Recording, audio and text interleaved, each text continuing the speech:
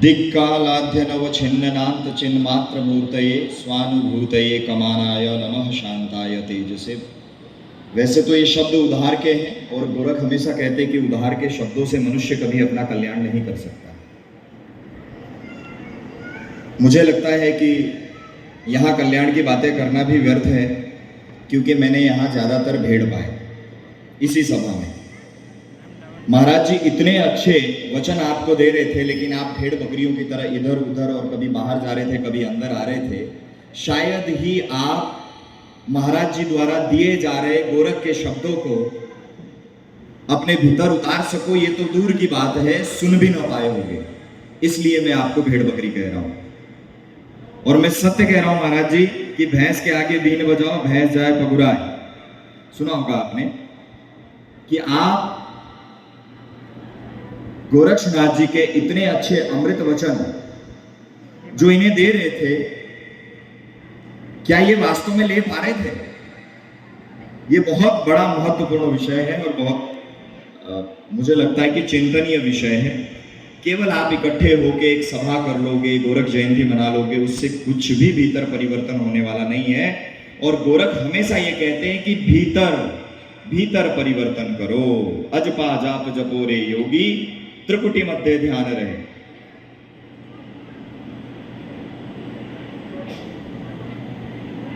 सबसे पहले मैं चाहूंगा कि सभी संतों के चरणों में मेरा नमन। और मुझे ऐसा लगा कि ये शब्द आपको बहुत ज्यादा आवश्यक है जो मैंने बोले। लगेंगे आपको कड़वे, किंतु मुझे लगता है कि इन कड़वे वचनों से शायद आपका कुछ भला हो जाए, तो मेरा कुछ नहीं जाने वाला। क्योंकि मैंने कहा ना, मैं तो वैसे ही अवधू हूं, न कोई बच्चे की शादी करानी है, ना बच्ची की शादी करानी है। आपके जीवन में अगर मेरे शब्दों से कोई परिवर्तन आ जाए तो शायद हम सबका नाथ होना साकार हो जाए।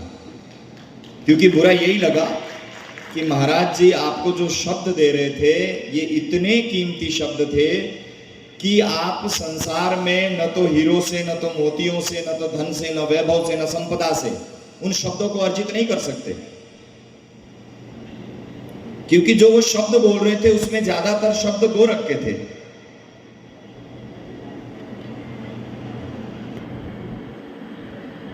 महाराज जी ने गोरखनाथ जी के विषय में जो भी प्रकाश डाला, उन सब में महत्वपूर्ण विषय यह है कि गोरख के बगैर भारत की कोई भी संत परंपरा की शुरुआत हो ही नहीं सकती। गोरख गंगोत्री हैं या गौमुख कह लो, और आप इतने कीमती और मूल्यवान शब्द छोड़ के बाहर ध्यान दे रहे हो। मैं देख रहा था माताएं भी मोबाइल में लगी पड़ी हैं, तो फिर आए ही क्यों?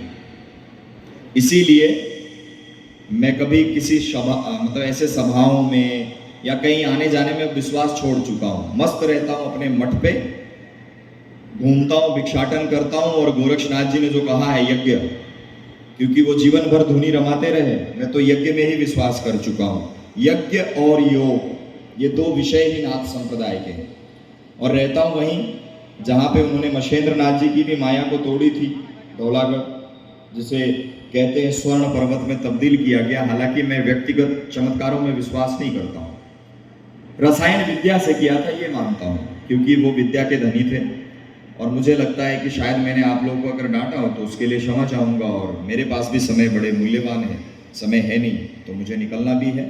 किंतु इतना जरूर कहूँगा कि आप सब भेखधारी केवल भेड़ बकरियां मत बनो। अगर बनना ही चाहते हो तो गोरक्षनाथ जी के शब्दों का अनुसरण करके शायद अपने जीवन में कुछ परिवर्तन ले आओ।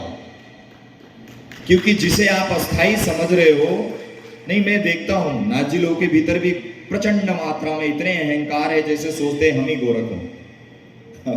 सत्य कह रहा हूं, तो ऐसा नहीं है। देखो, मुझे लगता है कि उनके धूल के कण के बराबर भी आप पहुंच पाओ तो शायद आपका सौभाग्य होगा। और अगर आप अपने जीवन में गोरख के किन्हीं शब्दों को उतारना चाहते हो तो उनसे प्रेम कर लो। जब वो आपके आइडियल हो जाएंगे, हीरो से, हीरो समझते हो आज की भाषा में, कि जब आप उन्हें हीरो समझ लोगे तो शायद आपका कुछ ना कुछ उद्धार हो जाएगा। तब क्या होगा कि आप उनको अनुसरण करने लगोगे, उनके शब्दों को, उनके जीवन को, उनके चरित्र को। जब मनुष्य उनके जीवन में गोरख के चरित्र को संपूर्ण रूप से उतार लेगा, तब उसके जीवन में निश्चित तौर पे कुछ ना कुछ परिवर्तन आएगा। इन्हीं शब्दों के साथ सभी को हर हर महादेव, आदेश।